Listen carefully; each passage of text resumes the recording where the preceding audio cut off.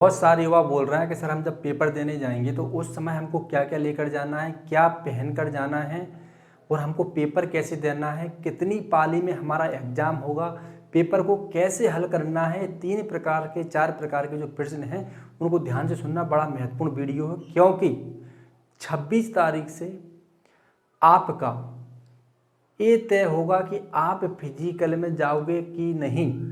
अगर आपको सब कुछ आता है लेकिन अगर आपने मापदंडों को आपने फॉलो नहीं किया, उन नियमों का पालन नहीं किया जो सैद्धांतिक तरीके से आपके लिए बहुत ज़्यादा उपयोगी हैं, तो महाराज आप पेपर में बाहर हो जाओगे। कई गलतियां होती हैं, ध्यान रखना।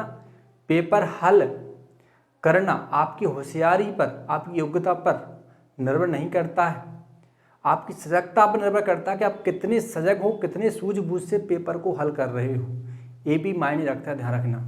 तो सबसे पहला पॉइंट है आपका कि हमको क्या क्या लेकर जाना है, क्या क्या लेकर जाना है। देखो महाराज, जैसे कि आपके एडमिट कार्ड में लिखा हुआ है कि 2 फोटो बकाया आइडेंटिटी प्रूफ लेकर आएँ, लेकिन मैं कहूँगा कि आप सारे डॉक्यूमेंट्स ले जाना जो आपके पास ओरिजिनल सर्टिफिकेट है, 1 नंबर, क्योंकि इनका भरोसा नहीं कर सकते कि ये कब क्या मांग लें। रही गणवेश की बात, गणवेश की इसमें कोई महत्ता नहीं है, आपको जो पहन के जाना हो जाओ महाराज। आपको कुर्ता पजामा पहनना है, कुर्ता पजामा पहन के जाओ, कोई दिक्कत नहीं है, क्योंकि उनको यहाँ पर ओनली आपका एग्जाम लेना है। आप किसी भी स्थिति में, किसी भी वेशभूषा में, तो उनको उससे कोई फर्क नहीं पड़ता है।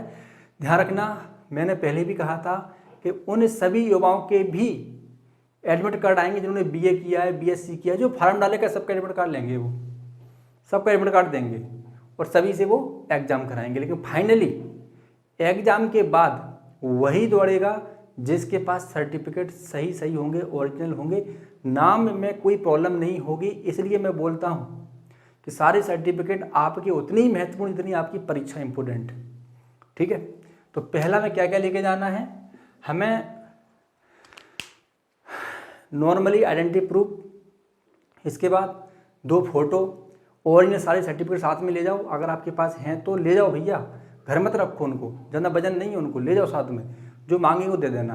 दूसरा प्रश्न आपका ये है कि पेपर कैसे होगा। देखो, पेपर 2 प्रकार से आपका हो सकता है, एडमिट कार्ड में जो भी लिखा हो महाराज, लेकिन पेपर आपका 2 प्रकार से हो सकता है क्योंकि आपके 2 एग्जाम हैं। तो ध्यान रखना, पहली पाली में हो सकता है वो सामान्य ज्ञान का पेपर ले लें, दूसरी पाली में, यानी कि उसी दिन होगा, अलग अलग डेट में नहीं होगा, तो दूसरी पाली में हो सकता है आपका वो धर्मशास्त्र का पेपर ले लें, या हो सकता है कि 100% सीधे देते हैं, एक ही पाली में करा लें, ऐसा भी हो सकता है। तो आपको उससे कोई फर्क नहीं पड़ता है महाराज।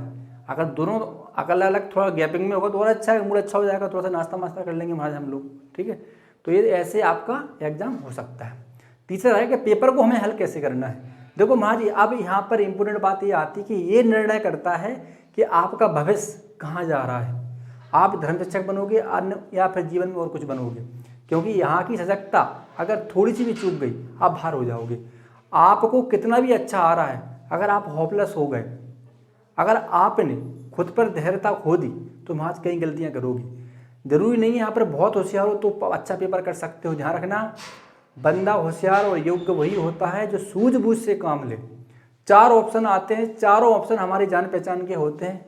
कोई फूफा लगता है, कोई मौसा लगता है, क्योंकि आप साल भर कंटिन्यू उन प्रश्नों को पढ़ रहे हो, उन्हीं में से प्रश्न आते हैं। अब समस्या ये आती है कि आप कन्फ्यूज होते हो कि 4 में से सही कौन सा है। तो आपका अगर अभ्यास अच्छा होगा, आपकी पकड़ अच्छी होगी, आपकी मना स्थिति में अगर आपके जहन में अगर क्वेश्चन अच्छे से बैठे हैं, तो आप तुरंत पकड़ लोगे 4 में से ये ऑप्शन है। तो कहने का तात्पर्य है कि प्रश्न को 2 बार पढ़ें, 2 बार पढ़ने के बाद उस पर एक बार चिंतन करें। कई बार ऐसा होता है जल्दबाजी में की गलतियां भी हो जाती हैं, क्योंकि कोई प्रश्न हमको थोड़ा जान पहचान का देखा, तुरंत हम लोग अपना हाव भाव खो देते हैं और तुरंत कहीं भी टिक मार देते हैं जहाँ हमको लगता है कि नहीं इसका मतलब तो ये है। ध्यान रखना, तो कहने का मतलब है यहाँ पर थोड़ी सजगता रखें, थोड़ा सा यहाँ पर कंट्रोल रखें अपने आप पर, और प्रश्न को 2 बार पढ़ें, फिर उस पर टिक करें।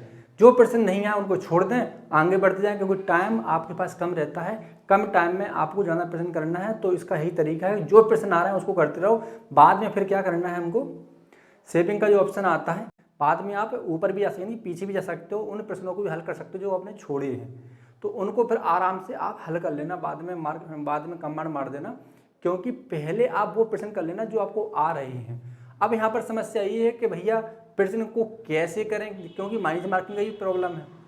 तो माइनस मार्किंग की जो समस्या है हमारी, बड़ी गंभीर समस्या है। थोड़ी सी भी चूक गए, आपने 45 सही कर दिए और आपने 15 या 10 गलत कर दिए, हमारे बैक टू पवेलियन। तो हमें यहाँ पे गलती नहीं करना है। तो यहाँ पे क्या करना है कि जो प्रश्न आपको आ रहे हैं उनको अच्छे से कर लो, जो नहीं आ रहे हैं और जिन प्रश्न शुद्धता लग रही है नहीं इसका ये आंसर हो ही सकता है, तो हमारे फिर हम क्या करेंगे उसको, तो फिर उसको हम हमारा टिक करेंगे। ठीक है, शुद्धता आपकी 85% कॉन्फिडेंस के साथ शुद्धता है मन में कि नहीं हो सकता है यही होगा, तो ही रिस्क लेना है, नहीं तो रिस्क नहीं लेना है। जितने सही सही आ रहे हैं उनको करो, जो नहीं आ रहे हैं उन पर रिस्क मत लेना, नहीं तो वहाँ आपके जो आ रहे हैं वो भी माइनस हो जाएंगे। तो यहाँ पर ऐसे प्रश्नों को हल करना है, पूरे कॉन्फिडेंस के साथ जाओ, अच्छे से जाओ, खाली पेट जाना।